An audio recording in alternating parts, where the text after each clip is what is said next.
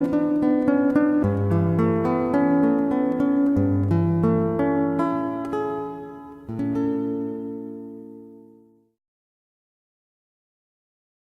go.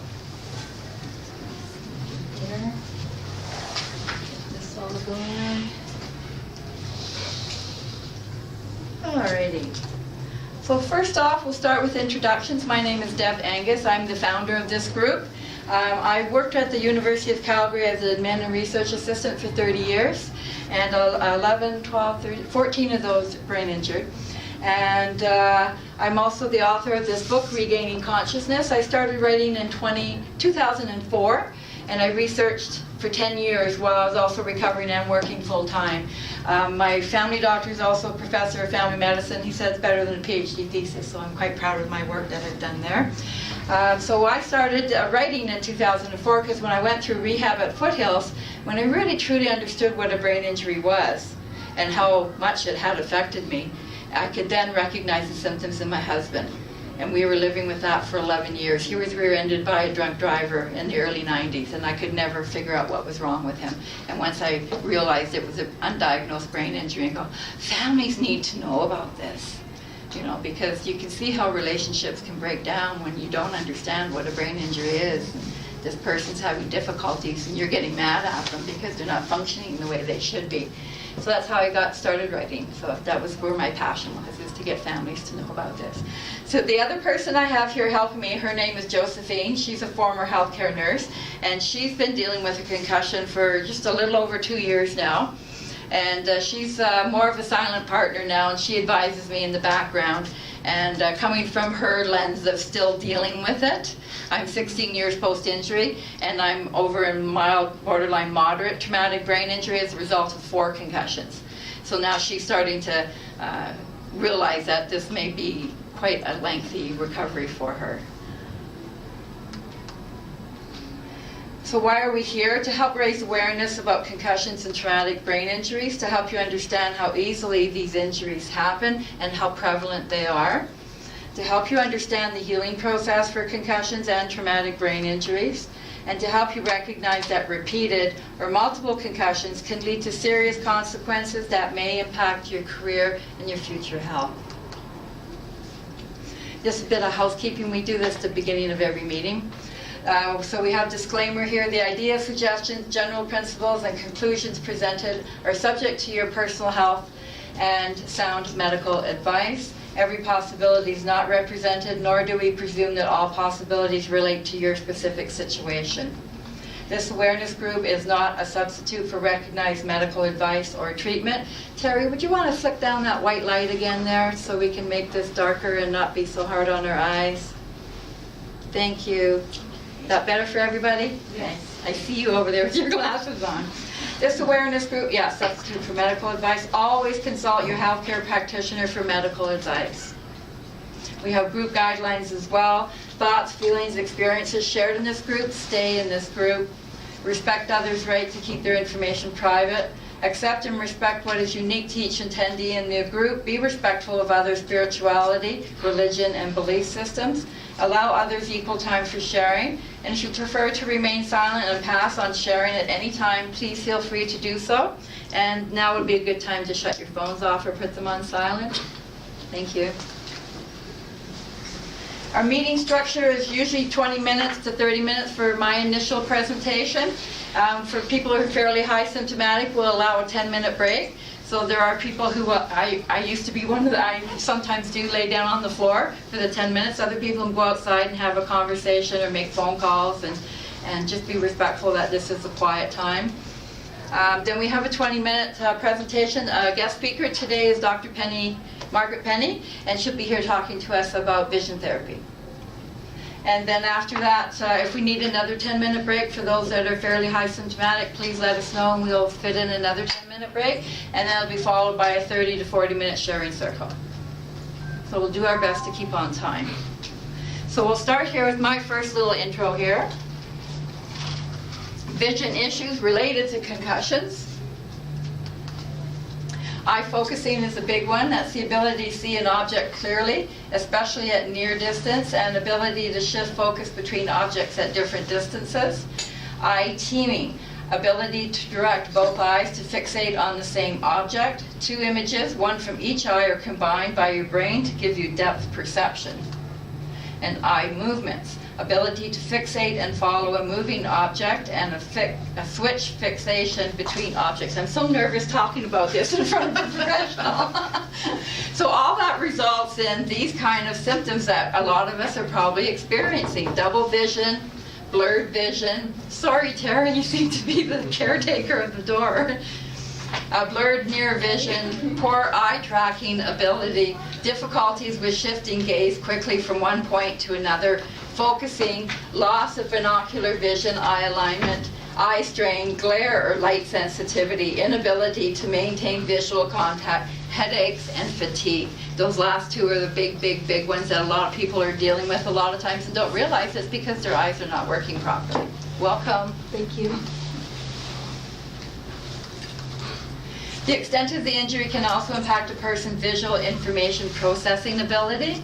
This can cause the following symptoms. Spatial disorientation. That's when you can't even walk through your living room without bumping into a wall or bumping into furniture. It's like you don't know where your body is in space anymore. And this is how your eyes are relating information to your brain. And it affects your balance and everything. Here it is, your difficulties with balance and posture. Poor depth perception. So going downstairs is really difficult now. If your eyes aren't functioning properly, it's not just because you have a brain injury and your balance is off. Your eyes can't tell you how far away something is. And memory loss. And that one, I think, plays into the fact that your brain is so busy trying to figure out what your eyes are not seeing correctly that there's no energy left or no resources left for your brain to store any memories because it's so busy functioning day by day, minute by minute.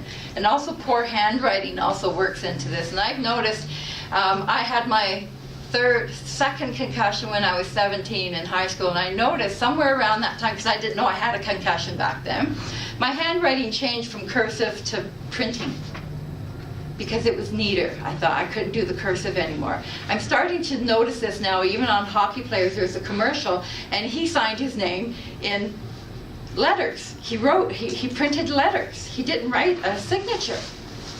And so I'm starting to pay attention to this, and I find anybody who writes in little block letters, do you have a concussion? Visual issues are common with concussion injuries. Out of 100 adolescents diagnosed with concussion, 69% were diagnosed with a functional vision problem. Out of 218 patients diagnosed with concussion and referred for a functional vision problem, 62% of them experienced binocular vision eye teaming problems. 54% of patients experienced accommodation focusing problems. 21% of patients experience eye tracking problems. So this is, here is a diagram that shows you how the eye turns down here, one eye turns up, one eye turns out. I have this problem, and one eye turns in. So we don't even see this. You look in the mirror, you can't see it. You have to visit a professional, and they can do the testing, and they can tell you what's going on. I'm looking in the mirror, and I don't see anything wrong. So you get double vision, headaches, blurred vision, eye pain, light sensitivity, and so much more. This is what we're dealing with. This is part of your brain injury, but it's all related to your eyes. The convergence insufficiency can make text look double when trying to read. Some people with convergence insufficiency experience a halo effect instead of double vision. And so this is what it looks like a lot of times when people are trying to drive and you're dealing with all these weird visual thingies. This is how concussion affects learning. You have dizziness, poor nearsighted adjustment, difficulty concentrating, blurred vision, poor convergence, or coordinated eye movement. So it's really difficult. I know right after my injury, I used to be an avid reader, and I'd be trying to read, and literally the words were waving off the page. I had to start using a finger to follow the text. And not to mention I couldn't retain what I was reading. Sometimes I end up reading the same page 3 times before I realize, oh yeah, I read this already. So your eyes really have a lot to do with this. And going to a regular optometrist is not going to do any good for you. I don't know what the difference is or what their training is, but they don't have the training to deal with brain injuries. you need to go to a professional who has experience with brain injury, which Dr. Penny does. As well too, there's a practitioner called neuro-ophthalmologist, and they're very prevalent in the US, but they're not so much here in Canada. I think there's 3 here in Calgary, and they're all with the Rocky View Hospital. But these are the type of professionals, and Dr. Penny has a whole slew of equipment that they're doing all different kinds of testing and stuff like that to make sure physically your eyeball is okay. And that proves that it's the signal with your brain that is the problem. So the treatment for vision problems, usually number 1 is glasses, prescription glasses to alleviate symptoms, improve functional vision, and prism lenses. So you'll hear that a lot. I have them in here, and from what I understand is it helps bring your eyes in together like this. I don't even know what this is, syntonics. It was just something that was in this article, so I thought I'd include it. It's an imbalance in the autonomic nervous system. It's commonly seen in traumatic brain injury. It's a non-invasive treatment using therapeutic light. And I don't even think, I'm not sure if anybody, I forgot to look for this one, if there is any of this in Calgary, but my purpose here today and for tonight, our visit, is vision therapy. And it's a series of in-office and at-home activities and exercises designed to improve the visual skills that have been affected by a head injury. In some cases, the patient may be given activities to be done at home. In other cases, a combination of home and in-office vision therapy will be recommended. And here are some pictures of some of the little therapies and games and stuff like that that you need to do to get your eyes to work. And it is hard work. I've been doing it a few months with Dr. Penny, and it's the hardest work I've ever done. And I can only maybe do it 10 minutes at a time, and I need to rest, and it just brings up my symptoms. Every brain injury is different. I had a whole slew of everything going, and I've been living with this now for 16 years. And with some of the vision problems I have, I've discovered I've actually been dealing with them since my first concussion, so like 50 years now I've been dealing with these, so it's not going to be an easy case to get things working properly. Success rate for vision therapy, 85% of patients with convergence insufficiency were successful and 15% improved. 33% of patients with accommodative insufficiency were successful and 67% improved. That's pretty good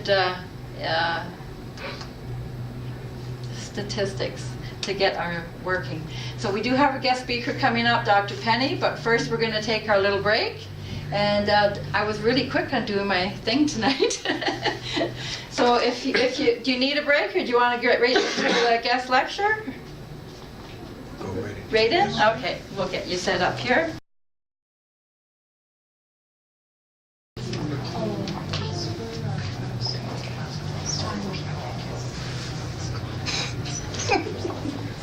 I want you to know Deb just stole my whole presentation. I thought I have 20 minutes, I have just enough time to touch on everything, but I won't talk as fast as you. They keep telling me that, but I tell them it's because I'm so passionate about helping them. You can also ask questions, okay? Since we've had a quick overview, I would suggest at this point, how many of you have had vision problems after your concussion? Oh my Lord. Pretty well But everybody. they've been addressed. How many have had them addressed? Yeah. How many still have problems even after all these years? Okay. So, before we start, I'd like to introduce my 2 vision therapists, Lynn and Laura. Hi, Laura. And both of them have worked extensively in therapy. Laura longer, because we've been together for many, many years. I've worked probably about 30 years with traumatic brain injury patients. I started working actually with ARBI, which is the Association for Rehab of the Brain Injured, which is the worst of the worst. Concussion at one end, the patients I was initially seeing at the other. And there was a group of us at the time. I think I'm the only survivor of the group, because it takes a lot out of me as an individual. It used to take about an hour to do an exam because I'd have to keep leaving the room because it just really bothered me. But eventually I got past that. My emotional problems dealing with brain injury, and have been working with full range of patients, from do they see it all to concussion patients. So what I'm going to do today, actually, can I have someone who will press the button? Oh, there's a clicker there. Clicker? Do the down arrow one to advance. Alrighty, perfect.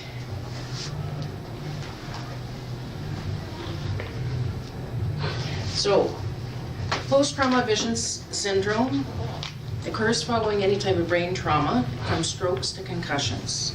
Injuries that occur often to soft tissue in the brain can affect tracking and focusing, as Deb mentioned, eye coordination, and perceptual areas as well.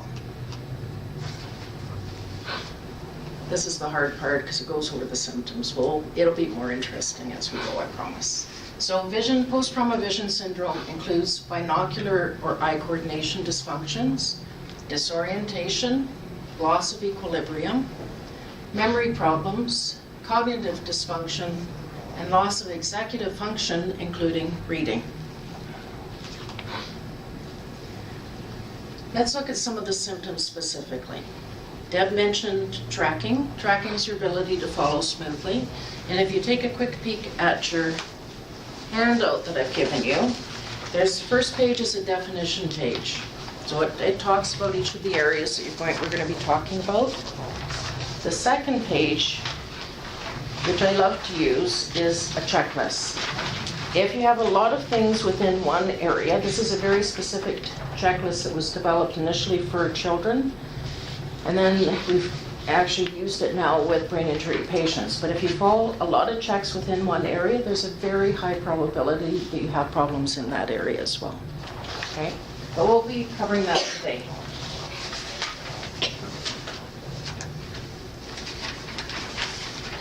So eye movements or tracking. Some of the symptoms for imbalances there include losing your place while reading, skipping or rereading words, reduced and inefficient reading speed. So how many of you had problems with reading specifically? Just about everybody.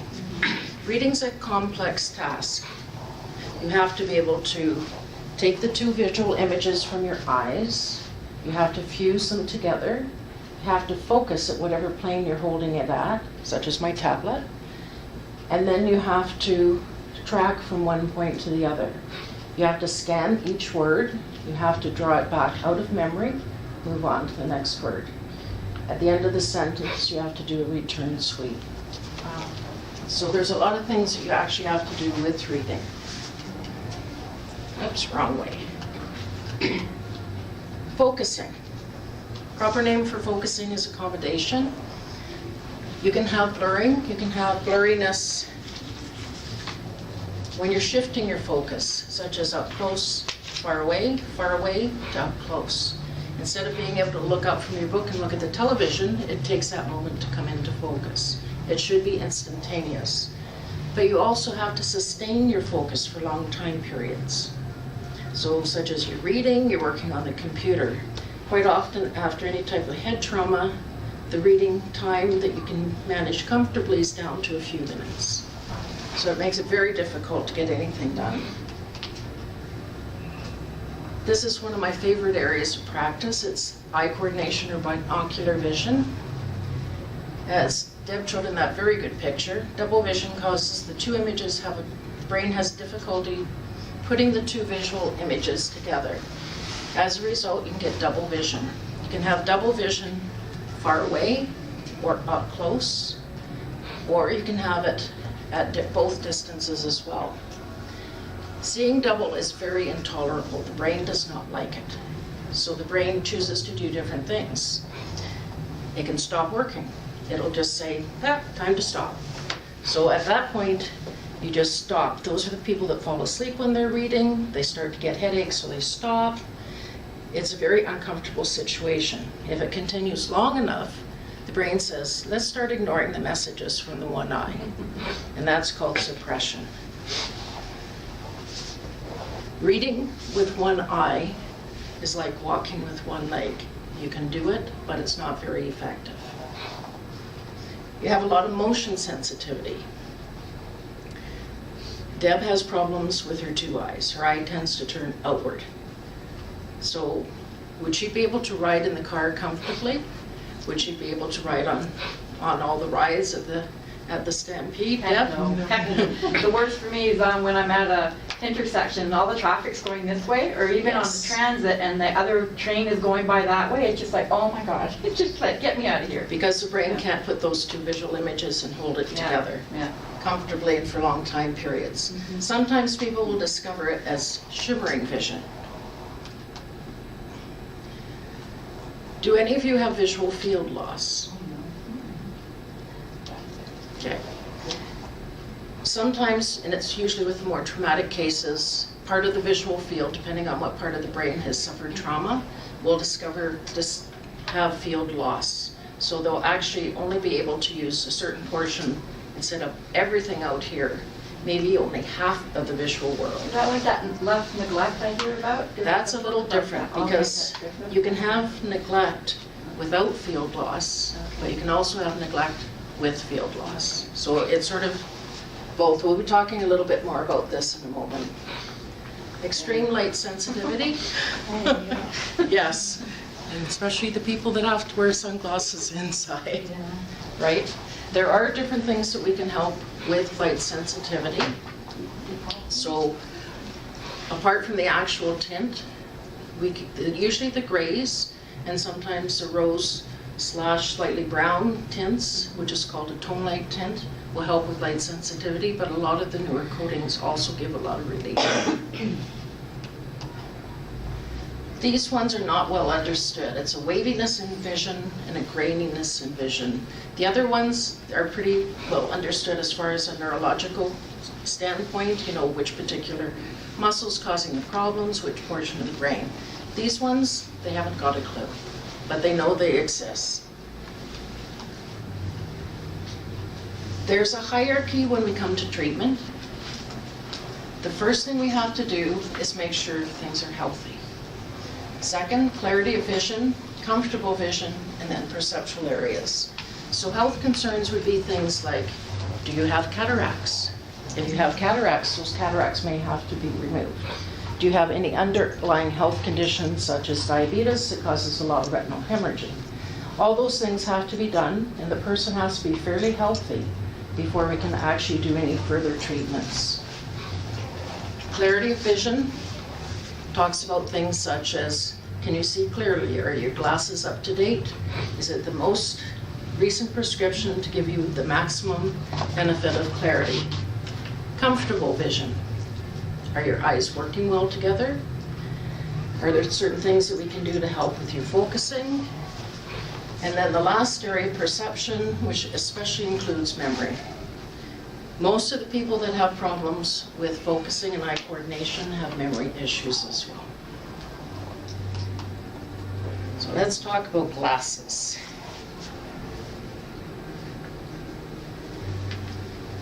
So this is the initial starting point for any type of treatment. It has to correct your nearsightedness, your farsightedness, your astigmatism. Once we get over 40, we also have to help with focusing. Because no matter what happens, no matter how many people say, I'm not going to get glasses, I'm not going to get glasses, when you hit 40, you're getting glasses. And I'm sitting here with trifocals now, folks. There's no escaping it. The only escape for reading glasses or something to help you up close is death. Not a good alternative. So, with glasses, so, we can do more things than just correct your nearsightedness and farsightedness. Prism, and Deb sort of started to mention prism, we're going to talk about that a little bit more in a minute, can be ground into the lenses. Prism bends light as it enters the eye, so we can make your eyes work better together by putting prism into your glasses.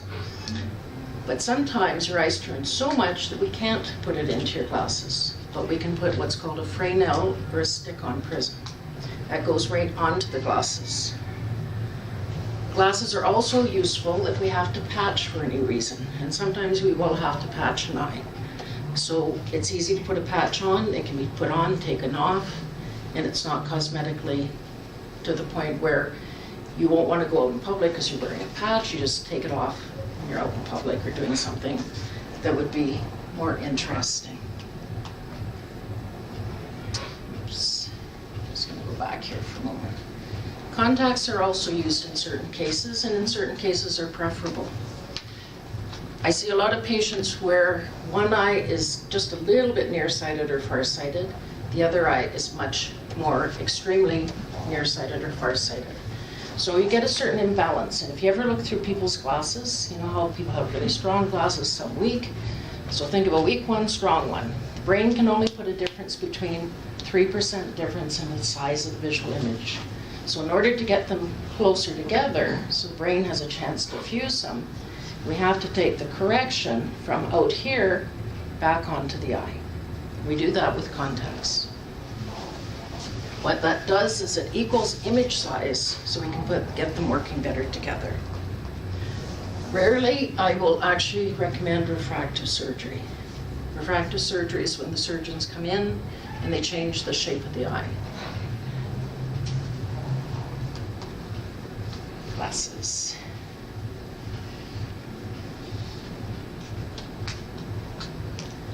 Lenses are one of the first things we actually consider after a person has concussion, because it's one of the easiest things that we can do.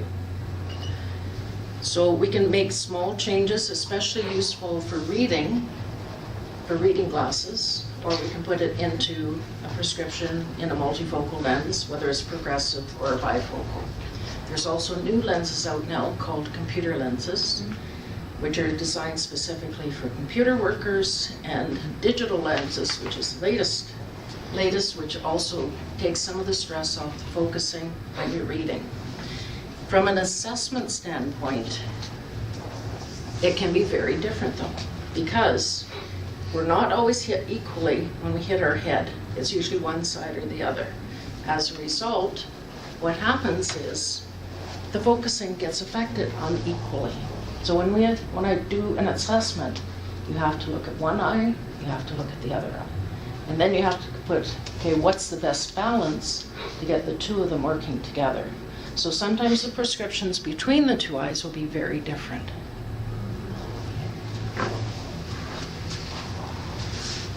We can add, as I mentioned earlier, tints. We can add in anti-reflection coatings, all sorts of different things to make people more comfortable. Sometimes just very mild changes in the prescription will give huge changes in comfort.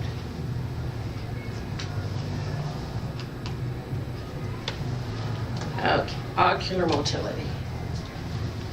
The next areas we're going to talk about are areas that are affected and can be treated with vision therapy. And we'll be talking a lot about vision therapy. And I'm going to call upon Laura and Lynn to offer some of their wisdom that they've had over the time as well. We tend to work as a team. So, ocular motility or tracking. It usually goes by the name of tracking skills. There are two types of tracking skills. Pursuits, which are smooth eye movements. We use pursuits a lot when we're in sports, when we're following a moving target. And saccades. Saccades are the short eye movements we do when we read, going from one point to the next point. Now, tracking can be affected as well by focusing, because if you're not seeing clearly, of course you can't track. And your two eyes, if your eyes are switching back and forth between the two, fighting together, again, tracking will be affected. Focusing. So we, again, as I mentioned, we look at two areas, the ability to shift your focus as well as your ability to sustain the focus. Focusing, we look at two areas to correct it. If we need to, we will change the glasses, as I mentioned, but also vision therapy. And Deb mentioned the flippers, which are quite common as well. We use flippers a lot with younger people when it comes to vision therapy. Now, do I see anybody that's in their 30s? Yes. Oh, no. So, at this point, because of the age of the population that we quite often will see, other than kids, like kids we have lots of flexibility, seniors, people that are in their 40s and above, all those people, we do not have the ability to work a lot with the focusing ability, because instead of being a nice wide range of focusing, gets narrowed down, and eventually there's no focusing ability.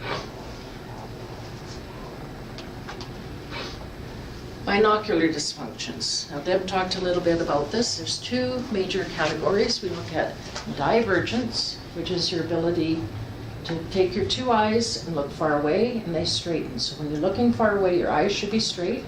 Lines of sight are parallel. Your focusing's relaxed. When you look up close, the eyes turn in and point to whatever you're looking at, and you have to adjust your focus to that particular plane. So that is called divergence, convergence. You can have divergence excess, where it turns out more than it should, or divergence insufficiency, where your eyes tend to align slightly in. Same thing up close. Convergence insufficiency, it doesn't turn in enough. Convergence excess, where it turns in too much. So those are the important areas that we have to look at. Now, not only do you measure that with different methods, but we also have to say, okay, you have your two eyes, in the past, your eyes have worked together. What are your fusion ranges? If we put a little bit of stress on your eyes, either one way or the other, how hard can your brain work to keep those two images together? And those are called fusion ranges. And that's one of the things that we actually work on expanding in therapy.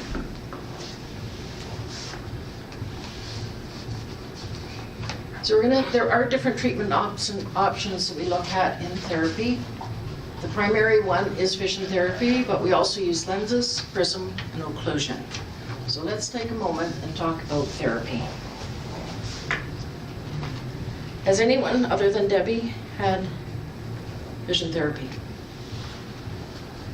Years ago. How old were you? In my 20s. Okay. What kind of problem did they work with? Do you remember? Nearsightedness. I did what was known back then as the contract system. Okay. Anybody?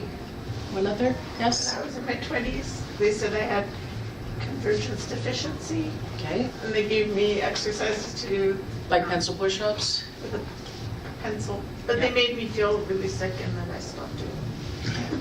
Yeah, we're going to talk about that a little bit too, because that is one of the problems, and it's a big problem with adults actually too. So, vision therapy. We use a number of different things when we're doing it. We use prisms, but for the most part, therapy is setting up the conditions so that the visual system and your brain can actually learn how to use or reuse your two eyes to function together properly. So it's taking the two of them, teaching them how to work together.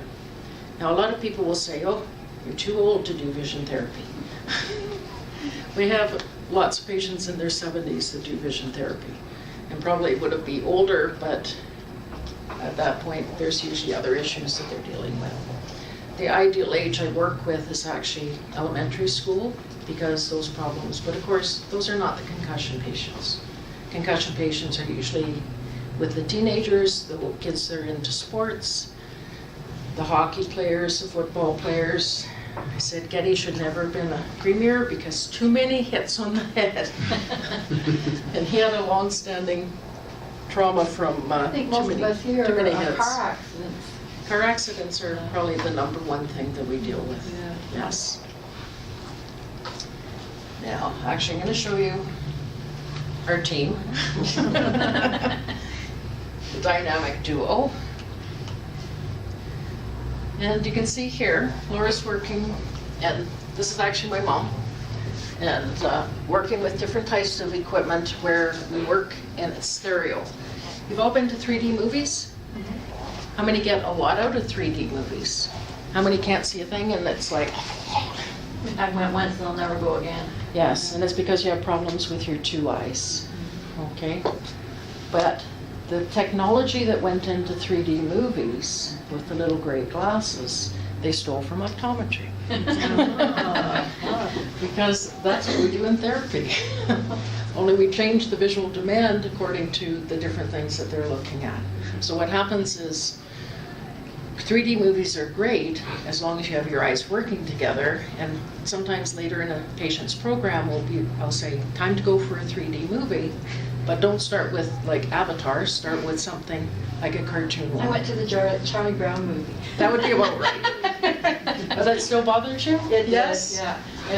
It seemed to bother me for about 3 or 4 days afterwards too. And Yes. I just said, never again. Because it puts a lot of stress on the visual Yeah. system. Yeah. If you ever go to a 3D movie and get no 3D, guess what? You have only one eye that you're using, and things will be sort of blurry and out of So don't focus. waste your money. Don't waste your money.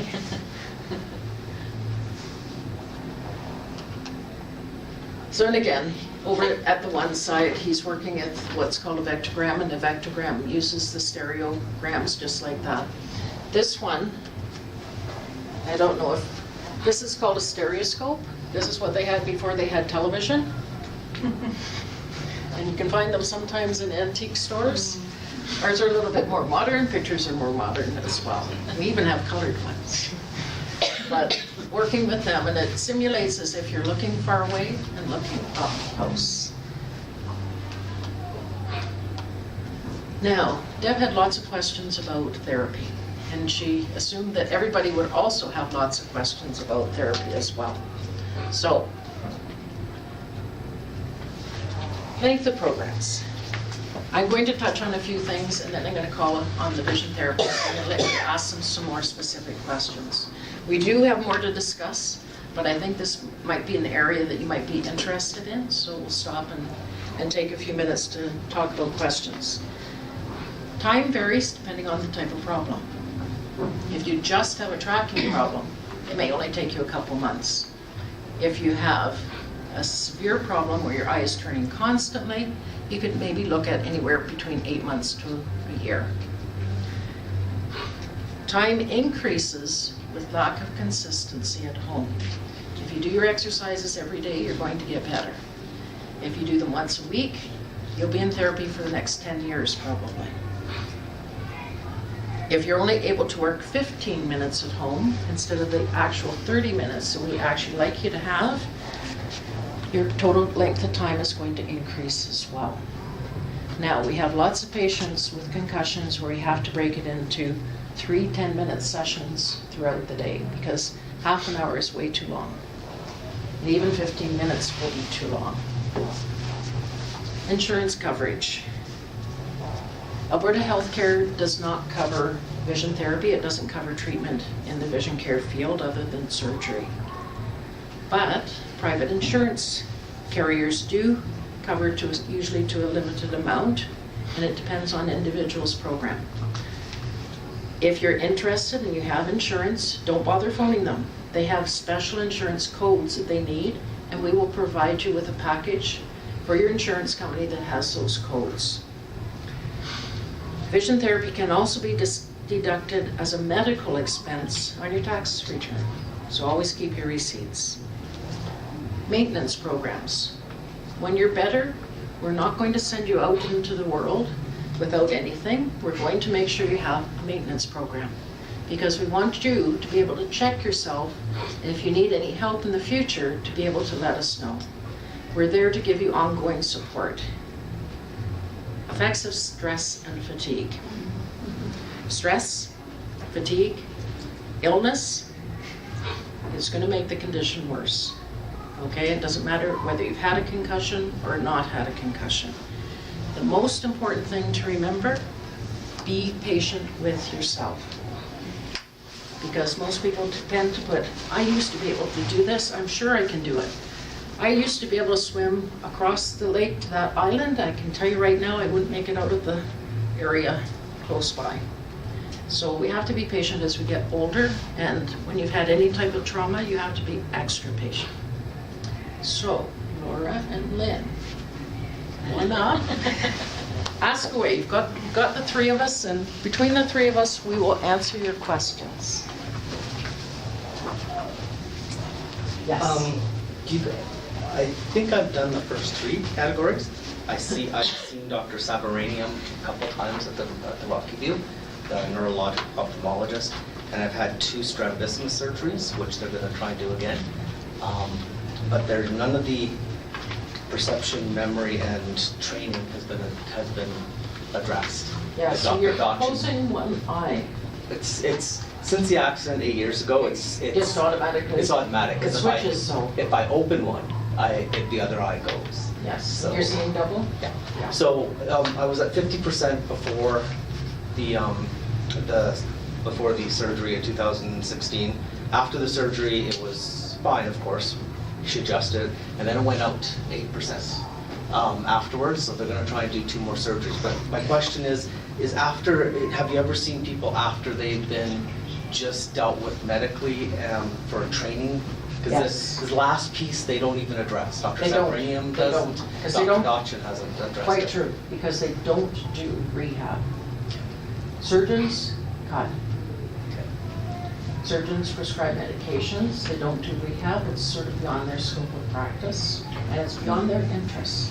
It takes a lot of effort and patience, and it's much easier to cut a muscle than it is to rehab a brain, because you're not talking just muscles, it's neuromuscular, what kind of changes you can make within the brain so that you can learn how to control the 2 eyes together. Yeah, It's like having knee surgery, and they don't give you any physio after. And that's my point. That's my question is, I felt stupid. I felt my body had given up on me when I was out of the hospital, because they adjust you when you're awake. What it is, for everybody that doesn't know, they cut the muscles on the back of your eye and tighten them with sutures. So they adjust them when you're awake, and I was perfect. Yeah. But as I got better over 2 weeks, they slipped out.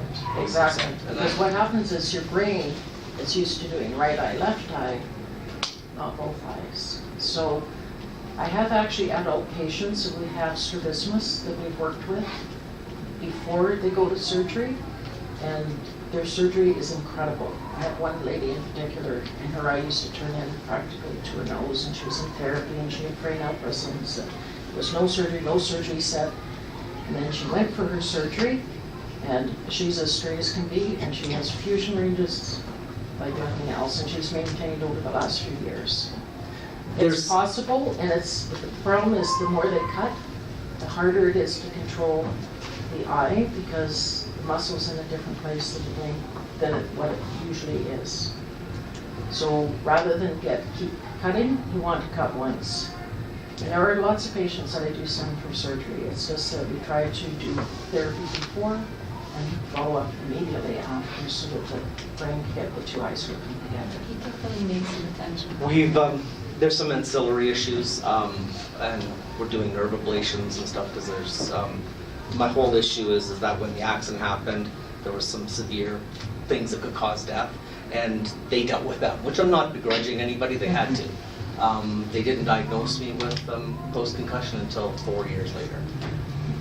I mean, I would do the same thing. Those other things could have killed me, but now we're at this point, and all I seem to be doing is the same thing, just dealing with the eye turns and not really doing the last piece, which is perception and training, Yes. which I've talked to them about it. I have other issues based on the concussion with memory and reading issues and stuff, but they don't seem interested in that. So my question is after all this, would you guys be able to see, 'cause I think they're talking about another surgery within 3 to 4 months.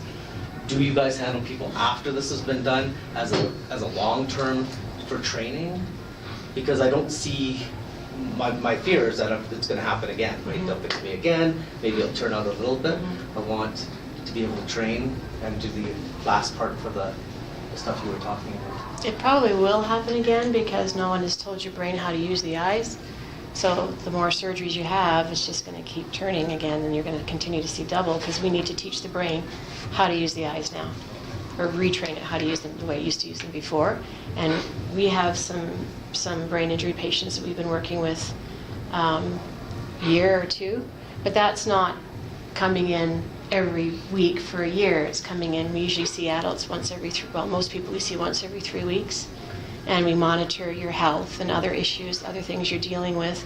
But yeah, we work with a lot of significantly high strabismus patients with double vision, alternating, suppression. Yeah. we just keep going and going until you get you seeing the way you need to be seeing. Okay. Yeah. Thank you. You're welcome. Thank you so much for coming. Oh, you're welcome. Wow. I have 5 really fast, quick questions. Does it require a family physician Referrals? to refer? No. No. You can just phone up. And what does the wait list look like? We can get you in very quickly. I left the practice where I was. I have actually reset up a new practice just this year.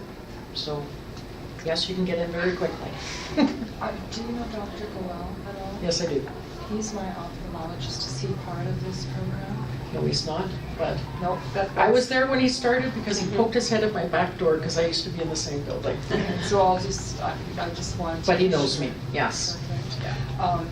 I just had eye surgery, just off track, and it's, I believe, I can't remember, I'm pretty sure it was August, and my follow-up post-surgery is December 23rd.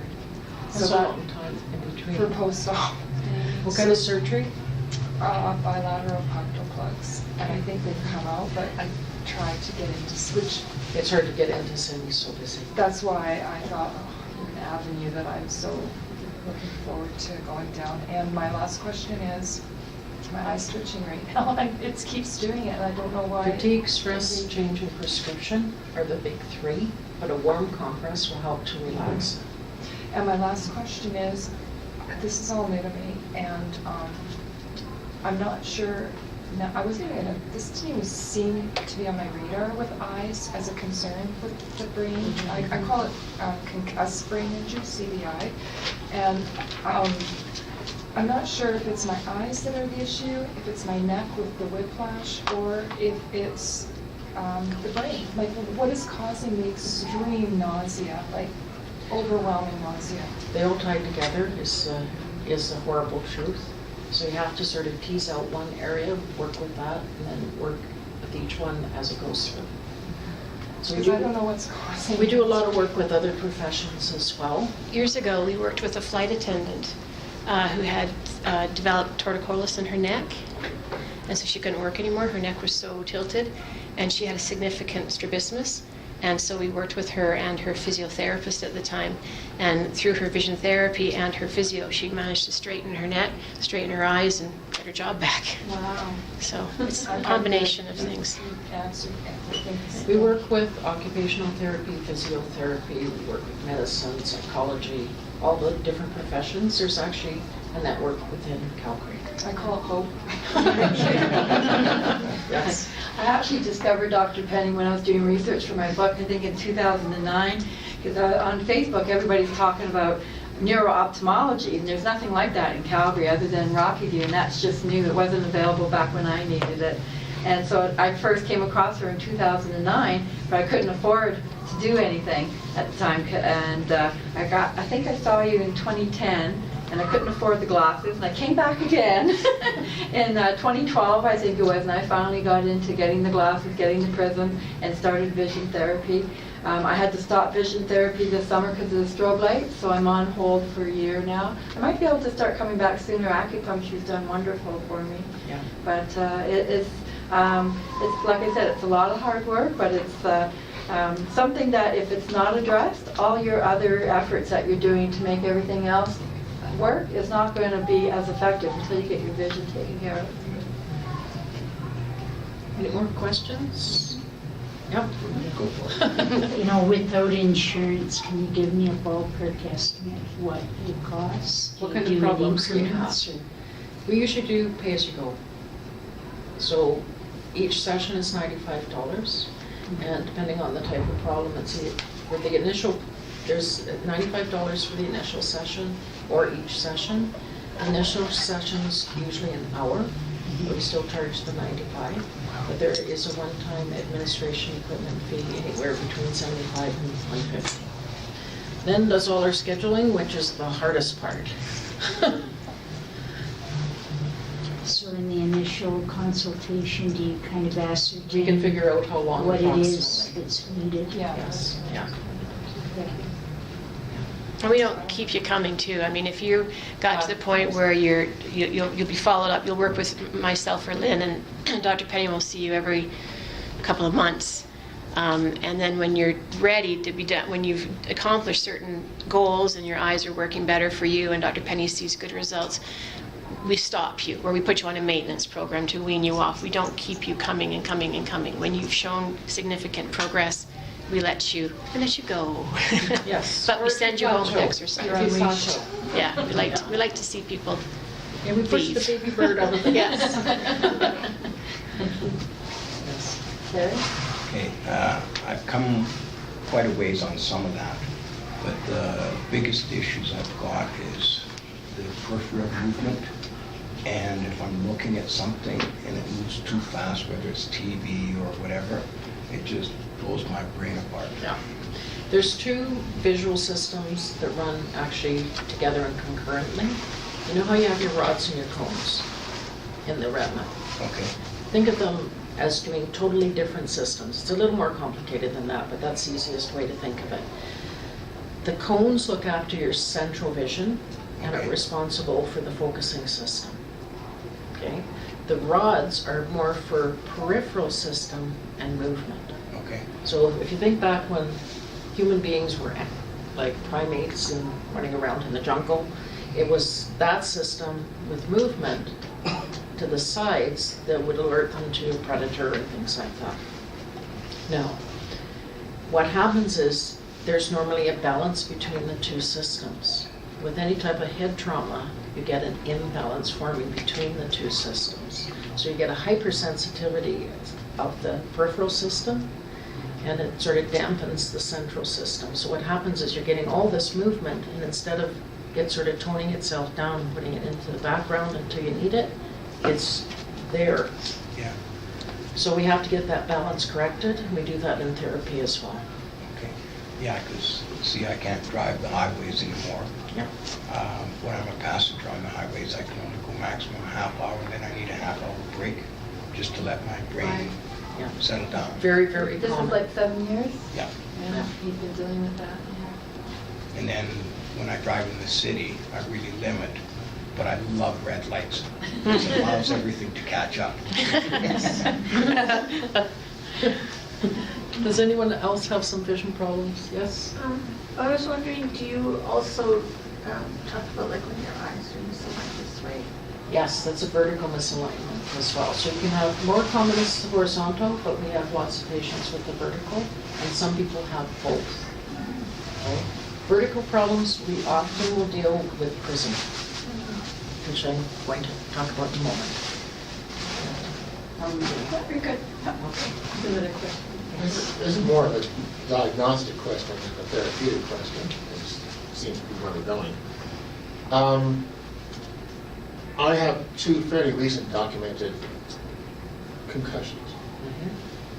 Everything has been done, discussions, et cetera, et cetera. However, it has caused me to think about the task. So it's a twofold question, which is, if one, by remembering the symptoms, could conclude that perhaps a concussion happened and it was several years in advance to recent, only 6 months apart situations. Could that initial concussion, if it was in fact a concussion, I'm going to ask that question in a second, have some bearing on something that happened, say, 10 or 15 years down the road? When one is undiagnosed, things happen, left alone and forgotten, literally or otherwise, and then something else comes up. Could that have exacerbated what happened in the more recent history? Is that something that's that sustainable? It is a cumulative, wouldn't you say? Yeah. From all Oh, of the yeah, research that we've done. Yeah. Even over like a 10 or 15 year basis. Yeah. Yeah. So my question then is, I got bucked off my horse, okay? You're a hard lady. That's right. Well, that is a first thing. Really nasty one. Now, fortunately, I'm not an idiot. I wore a helmet. But, as we all know, helmets don't stop concussions, right? Stopping causes concussions. But when I got up, there were 2 sets of the Rockies in front of me. And there was nothing I could do about it, 2 sets of the Rockies. You know, I'm being sort of in shock, I suppose, because I have a fairly good recollection of this when I got hurt. I had sustained these, and I just sort of was chatting, a little unsteady, are you okay? The horse is eating grass, having a good time. And it took like over half an hour for these two mountain ranges to Come together. coalesce in whatever capacity. So would it be reasonable to assume that this particular incident might have been a concussive incident, even though there was no diagnosis as such? Because, you know... Yes, and let me Okay. explain why. Okay. This is the brain stem, the Right. spinal column, midbrain, cortex sits like a little cap on top of it. So most of the concussions are coup, counter-coup type of things. So what happens is, here, at the top of the Hippocampus and all these strange little parts in that, they all get shaken. Okay, that explains a few things, like why I ball my eyes out as a superhero villain, right? Like, it's so overwhelming now that it isn't even the light. Or the 3D is fantastic, don't get me wrong, I'm still enjoying it. But, oh my God, it's like crying at a wedding. You know, in a sense, that you know it's a beautiful thing, there's no reason for sadness, but you just can't help it. You know? And it's, exactly you know, true. my wife is sitting there very patiently, you know, are you okay? No! I'm not okay, I'm trying not to be embarrassed, the lights are on, you know. But, I'm not really crying, I'm no, not really upset. unfortunately, the 3D glasses are staying on for a few minutes. But, okay, so that's, okay, fair enough. That answers what I came to find out, actually. Good. Any other questions? One last quick one.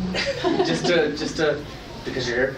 And there's no way to find that shearing that happens on the atlas. Not with current MRIs. Yeah, I've had 6 They have- MRIs yeah. and 2 CTs, and The normal MRIs that are done in the hospital look at it grossly. They have one that actually can go down to the square millimeter down in California, but I don't think it would matter. Doesn't matter, right? It's not going to make any difference in your treatment. Sometimes you can test to death, to the point when you already know what the problem is. I was just wondering, when you have vision therapy, how do you manage your symptoms? What do you Work mean? on it? Oh, your symptoms? Yeah. We have to help you manage those symptoms. That's part of our job as well, and part of the therapist's job. Do you want to, either of you comment on that? Well, what I find with our concussion and brain injured patients is they are very good at explaining their symptoms to us. So we get lots of notes, lots of emails. So we're very open to communication between your sessions and so They on. let So me email them when I, in between my visits, and I say, I can't do this Yeah. because all my symptoms are coming up and I'm getting pain on the left side of my face, and I hadn't had this symptom in like 10 years. And I said, what the heck's going on? Yeah. And they said, because it's too much for your brain right now. So they were explaining this to me in between visits. Yes. So I had to reduce my Yeah. time on how to do, I couldn't do it 30 minutes at a time. So we kind of reduced it a little bit, and it was a little bit better for me Yeah. to handle. We Because some- usually get back the same day or the next day. yeah, because And then- sometimes, sorry. Go ahead, that's right. Because sometimes, oh no, I forgot what I was going to say. Sorry. We always do this. Yeah, because sometimes your symptoms actually get worse in the first couple of between your initial session and your second session. Sometimes they can get worse, and that's when we get a lot of panicked phone calls and emails and things saying, "Oh, this is awful. I hate this," and Scares the crap out of me. yeah, because we're kind of getting your brain in sort of a state of flux to what it started to get used to visually between, since your accident.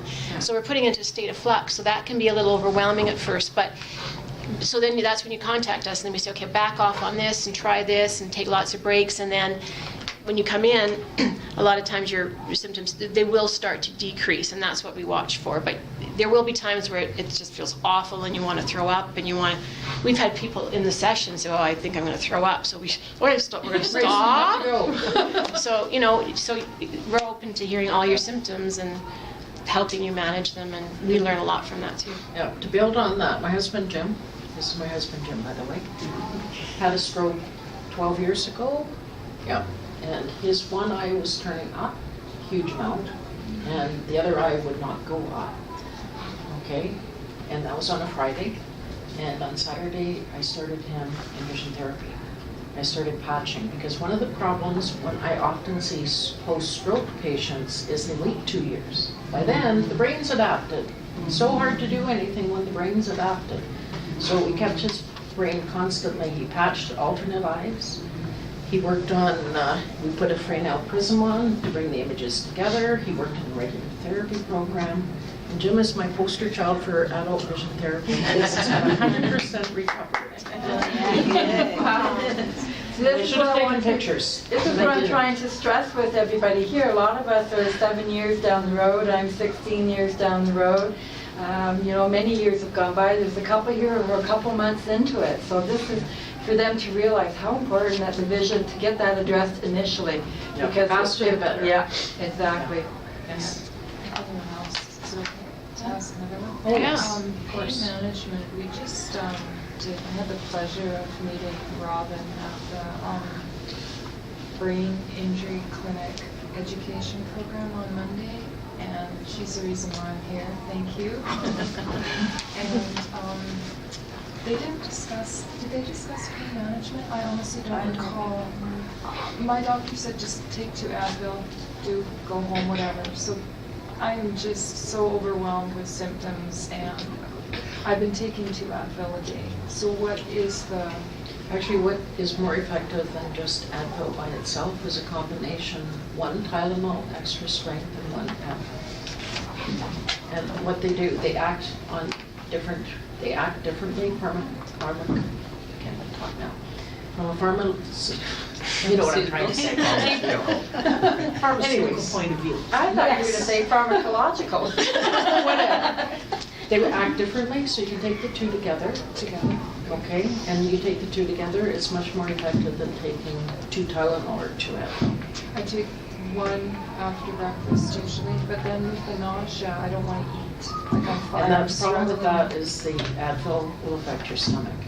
But if you can eat and then take them, you'll find it more effective. And I've got some liquid that I'm supposed to take, but I have DDD, so they don't really want me to take the tummy protector, I call it, because that will impact your osteoarthritis.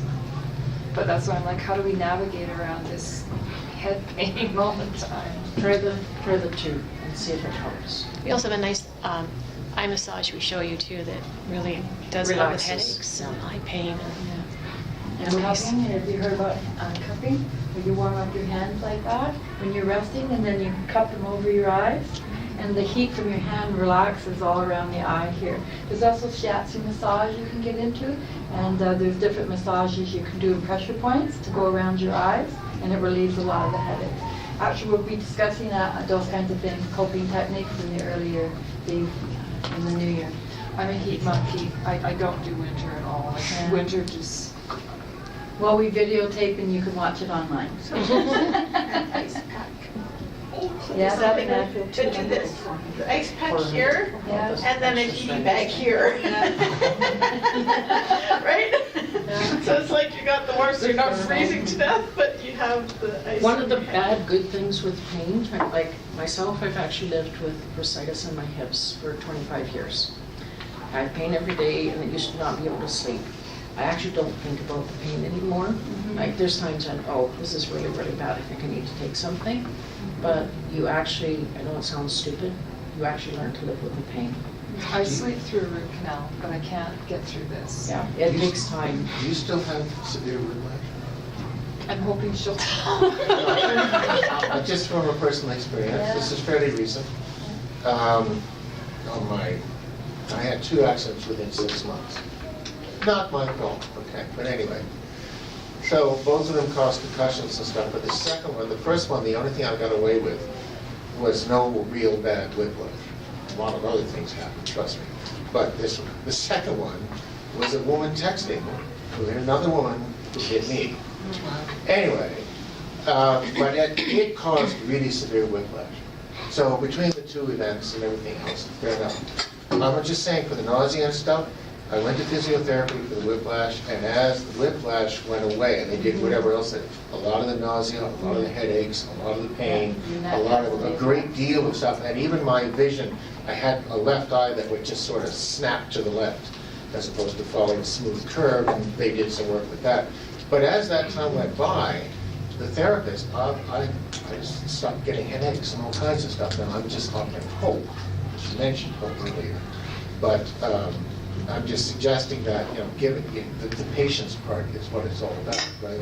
And I did find that when they worked the muscles and stuff in and around, and it affected all my days. And today, I don't think I felt this good ever. Massage therapy Considered. helps too. Physio, massage therapy, acupuncture. Acupuncture too. I love all that stuff. Oh, yeah. Never done it all. Sorry, we will cut off the question and answer period for now and thank Dr. Penny and her associates for their presentation and question and answer period. Most informative session. Thank you very much for coming tonight, and thank you everyone for all your questions. Now I have a few more housekeeping duties to attend to. Reminder that we meet the last Thursday of every month from September to June, but not in December. So our next meeting will be scheduled for Thursday, January the 25th at 7 p.m. Future topics will be tools for coping and communication and family experiences. And we're hoping to bring in some more future speakers about neurofeedback. Concussion doctor from New York City has expressed interest in joining our group via videos conference. And I'm still working on the idea of bringing in some family physicians. And please be sure to pick up a few flyers that are at the back table there so you can pass along to others who may be interested in learning more about concussions and attending our meetings. If you would prefer to receive a flyer electronically, please be sure to add your name and email address to the sign-up list, also at the back table. Please also visit and like our Facebook page so you can keep updated on meetings, pertinent articles, and information. And I would like to leave you with this last tidbit here for this evening. Take your foot off the gas and don't push yourself so hard. If you need to rest, then take a break. The world won't fall apart if you nap. Renew, dear one. You are a treasure. Be gentle with yourself. Thank you. Have a good evening, and we'll see you in January. Take care.